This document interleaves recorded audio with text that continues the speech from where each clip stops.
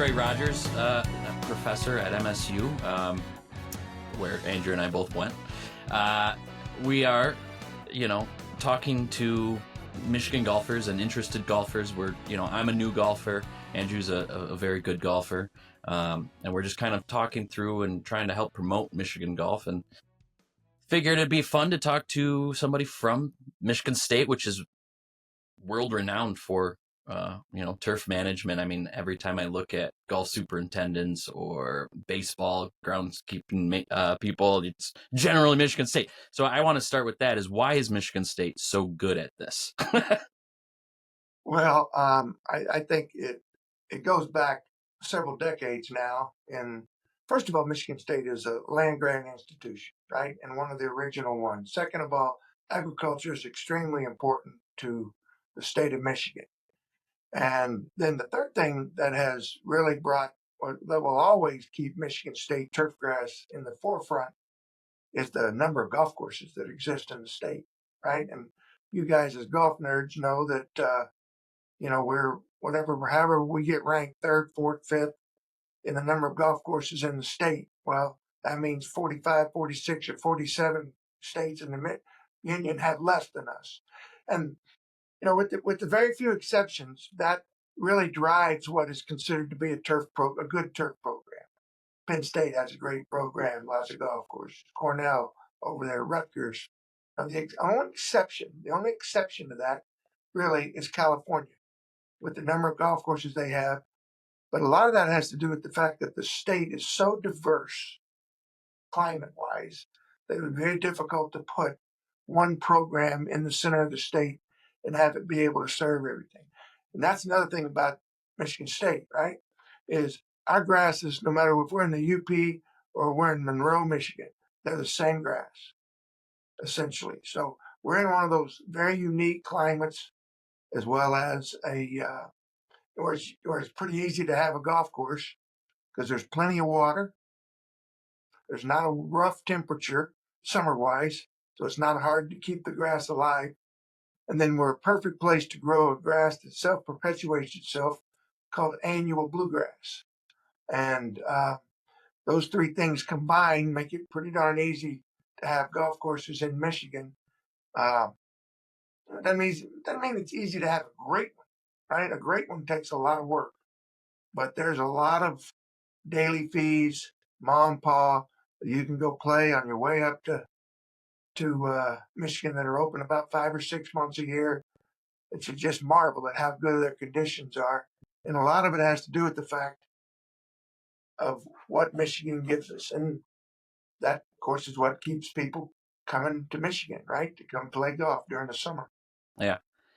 So we're going to go live with the podcast right as golf season's getting going. So that's why we're having you on, is talk about getting a course ready. And what does it take to get a course ready after a winter where it, was maybe super cold? You think about that. You asked me that question a couple of days ago, and I don't get that question very often. Well, that's because I don't go out and get golf courses ready. Superintendents do, students do. But it's a little bit like walking out into your yard after a hard winter. First thing you're going to do is you're going to go and pick up all of the crap that has either you forgot to pick up or, that got blown in through various winters. Right? Sticks, leaves, all that stuff. Of course, you got to clear your greens first, and then you start working out toward the fairways and the tees. And basically, you say, well, does that really affect the play? Not so much affect the play, of course, on the greens, but how are you going to mow it if there's a bunch of big sticks out? So this is what has to be done first, and this is called the cleanup, the winter cleanup or spring cleanup, and nobody likes it, but at least you're outside. You're outside for the first time in about 3 or 4 or 5 months, so everybody's at least out there. That's why you see all those guys in those Carhartts out there picking up sticks. And then the second thing that they're going to do is start firing up the irrigation system. Because in Michigan, we have to shut them off. They're They're only about anywhere from 6 inches to a foot deep. So that means they're going to freeze if they're full. And if they freeze, they crack, they break, and you don't have an irrigation system anymore.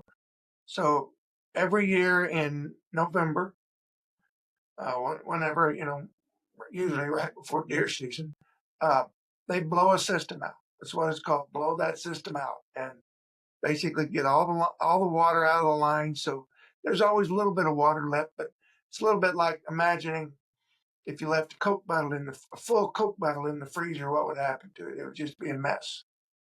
But if it was half full, there's no problem.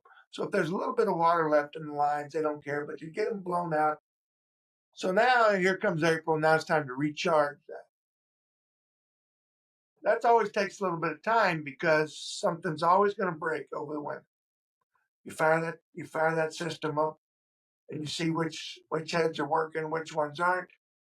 You go out and you fix them because you're trying to get ahead of when you're actually going to need the water. So you don't really need the water necessarily this time of year, but you got to be, this is the time to do it because once you get to May and September, or May and June, what's going to be happening is you're going to be getting the golf course ready to play every day because guys like Andrew are going to be beating the door down to come play, right? Yeah, Get started. absolutely. So those are the things that they're doing now to basically get them ready for the rest of the spring. Awesome. Sorry, I fell off there for a second. So not all courses, as you mentioned, can be immaculate. I mean, it's tough. It's all budget, right? It's all budget. So what are, I guess, the most important things for a course and for golfers to look at when they're playing a course that, maybe isn't perfect, which most aren't?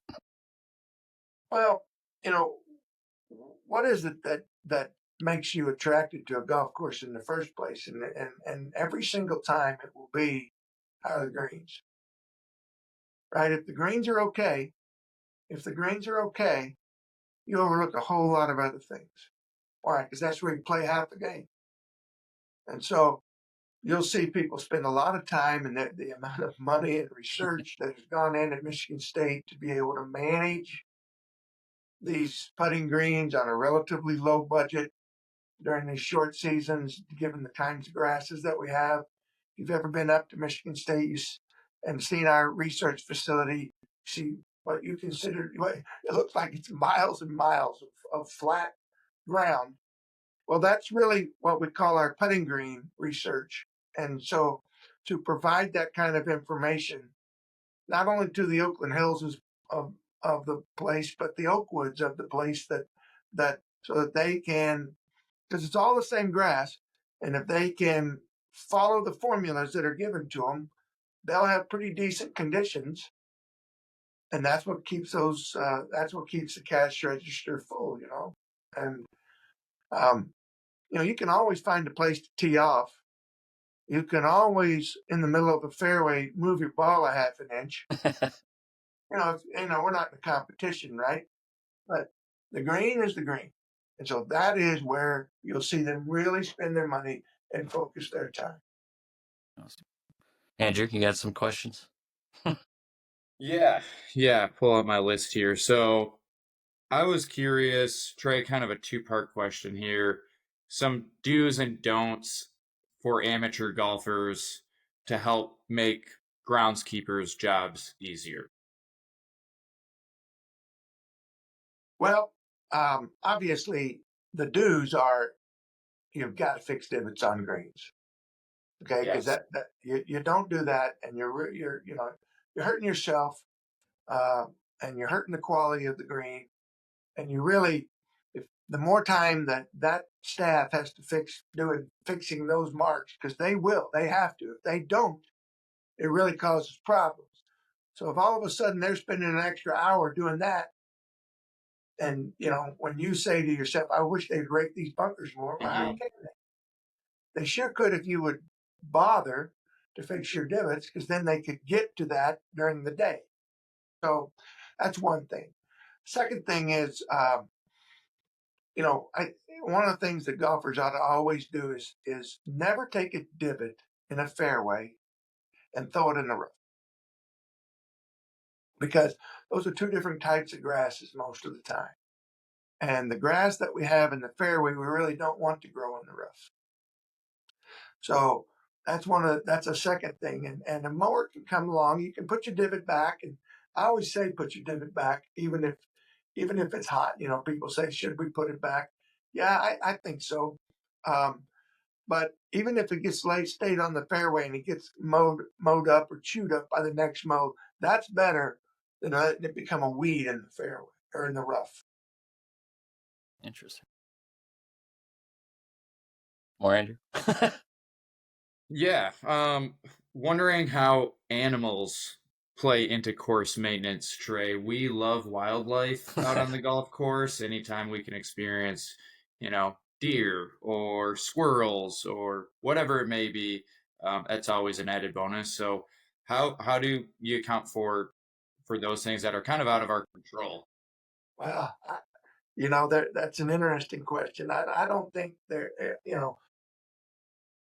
again, nobody gets too upset. No superintendent gets too upset about wildlife. I mean, everybody understands that, and that's part of what attracted them to even liking the job in the first place. They always get a little bit miffed when the deer cross the green, Mm, and then they have to go out and repair that. That just that becomes an issue. One of the things that and squirrels and deer. The one animal that is a true nuisance in the state of Michigan is the Canadian goose. yes. Okay, that Yeah. that that is something that has actually gotten out of control, and I was kind of pleased. At least I thought what I read was they were finally making some allowances in Michigan where they weren't going to relocate them. They were actually going to cull some of these herds and actually decrease these numbers. Uh, And I know that there's some activists out there that aren't very happy about that, but at the same time, it's no different than a deer herd getting too big and causing damages on your car and everything. If these get too big, you've got a problem. And you can enjoy 10 just as easy as you can enjoy 1,000. That's very true.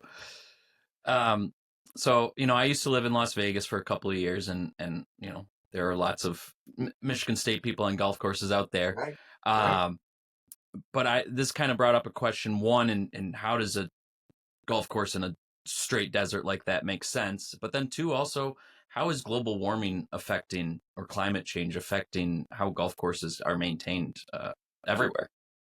Well, both those questions. I mean, the first question is a lot easier to answer than the second. First question is water, Yeah. right? I got to have water. And if you notice that, it's real easy when you're in Las Vegas, you can tell where the water hits and where it doesn't, right? And that's the bottom line. So the most important thing on a golf course like that is the irrigation system and where is it located. And so you have somebody that's out constantly going out there and adjusting heads to make sure it's hitting in the right spot, not skipping any areas. Because unlike the state of Michigan, where you could make the argument. You could make the argument on golf courses, on some golf courses, and on some golf courses in the state of Michigan. I don't even need an irrigation system in the fairway. Yeah. Why? We get enough rain throughout the year that it will survive. It might not thrive all 150 days of the summer, but it will certainly survive. Well, that's not the case in Las Vegas, right? That's not going to happen there or any other parts of the desert, Phoenix, Tucson, wherever that is. So that is the number one thing. Now, your second part of your question about global warming, all good. That's a great question, and I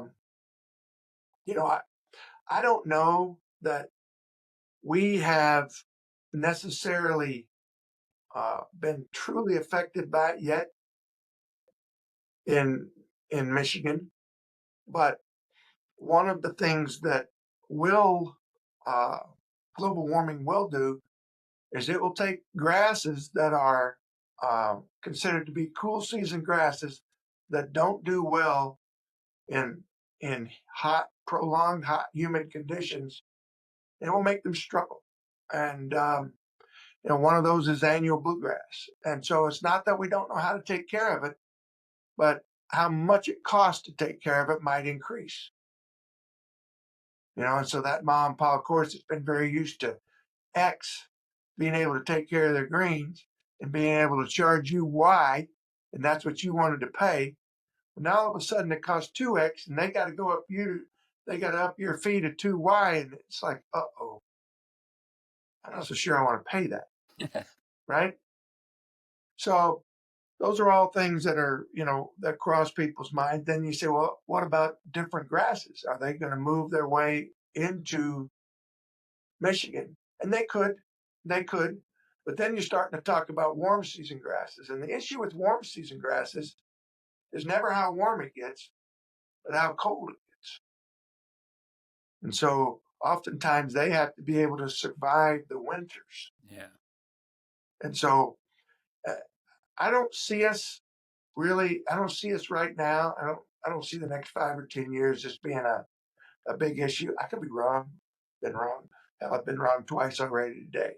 But the but I'm not seeing it like imminent, like in the next year or two. But we do keep our eye on it. Andrew, you have any more questions before I kind of wrap it up? Yeah. Okay, Trey, go for just it. looking in your background, it looks like golf is something that you're quite passionate about. I see a lot of golf balls there, bag tags, the St. Andrews flag. Just curious, kind of, if you have one, what your favorite course in Michigan is, or maybe some of your favorites and why. Just, you don't have to go into a ton of detail, but kind of just want to know personally I'll tell you, one of my favorite golf courses in Michigan, a lot of people don't talk about, and people want to just be, Crystal Downs or Oakland Hills or Benton or Point of Woods, which obviously are all very famous architecture. One that is one of my favorites that is just a gem is Battle Creek Country Club. That's a Willie Park Jr. that has been very much untouched, and it has a set of greens on it that are just incredible. And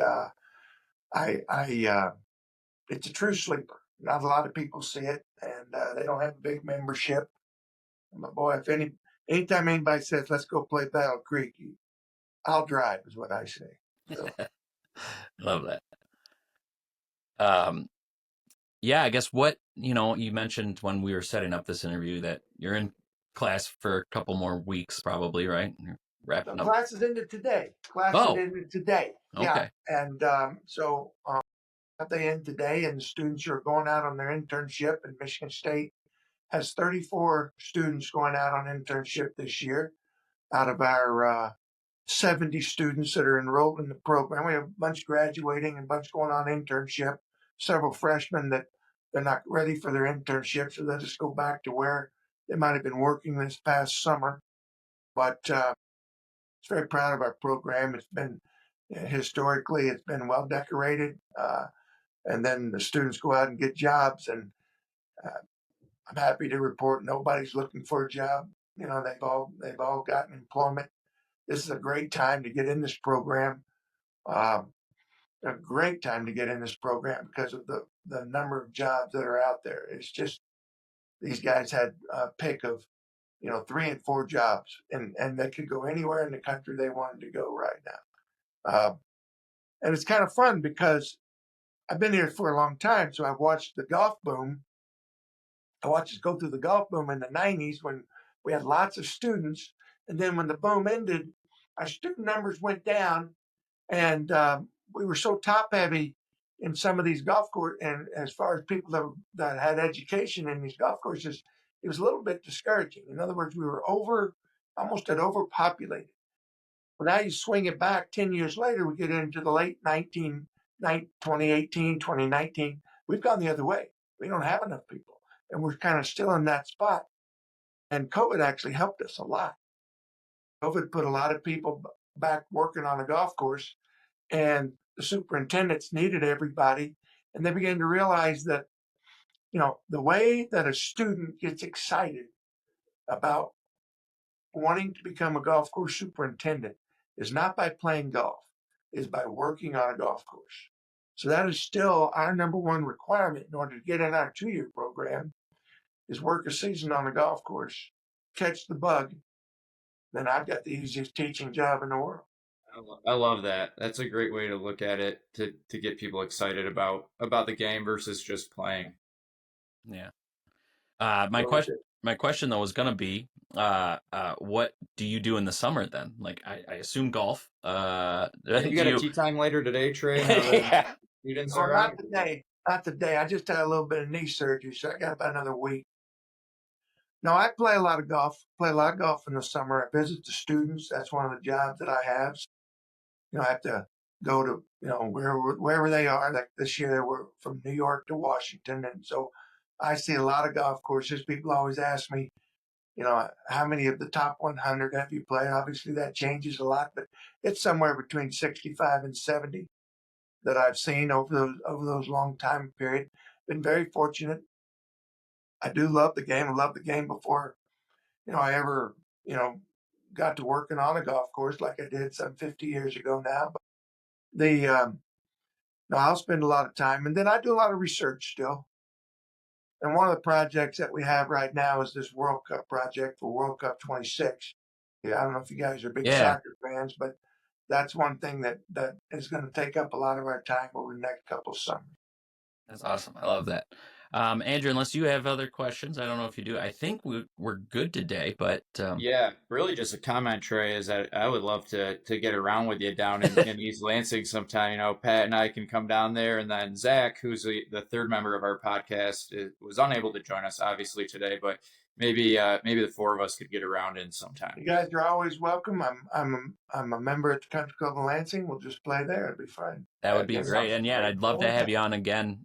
Maybe in the middle of summer, see what the All golf right, is like that's this year, and gonna then be fine. maybe at the end of the year, and we can talk about what it takes to get a golf course ready for the winter. That'd be a lot Okay. of fun. But awesome. Thank you so much, Trey. And it was great Yeah. and learned a lot, I will say. Yeah, And definitely. looking forward to a continued friendship.